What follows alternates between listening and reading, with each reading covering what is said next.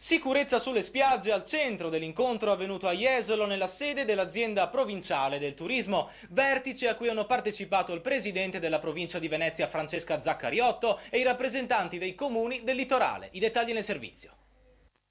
240 pattuglie per un totale di oltre 2500 ore di pattugliamento. Questo è l'impegno della Polizia Provinciale sulle spiagge del litorale veneziano nei prossimi mesi estivi di giugno, luglio e agosto, quando si registrerà la massima affluenza turistica. Una presenza massiccia di cui si è parlato nell'incontro avvenuto a Jesolo nella sede dell'azienda provinciale del turismo. Presenti sindaci e rappresentanti dei comuni di Jesolo, Cavallino, Eraclea, Chioggia, Caorle e San Michele al Tagliamento e la presidente della provincia di Venezia Francesca Zaccariotto, e si è parlato dell'importanza della stretta collaborazione tra le diverse forze dell'ordine, un rapporto di sinergia ancor più rilevante per la ristrettezza degli organici, soprattutto della polizia locale, determinante per proseguire il lavoro dello scorso anno nel contrasto al commercio abusivo e ai furti nelle spiagge, che nella passata stagione estiva ha portato nel solo mese di agosto a 22 giorni di controlli da parte di 48 pattuglie della polizia provinciale, impiegate a Jesolo, Bibione, Cavallino, Caorle, Eraclea e Chioggia.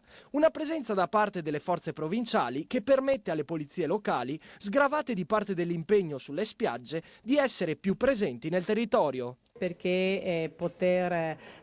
dare, come siamo riusciti a fare, 2600 ore di lavoro permette di organizzare quelle che sono le pattuglie, riducendo il numero di personale da parte loro e quindi di poter impiegare la polizia municipale anche nelle altre attività legate al territorio, ad esempio la viabilità.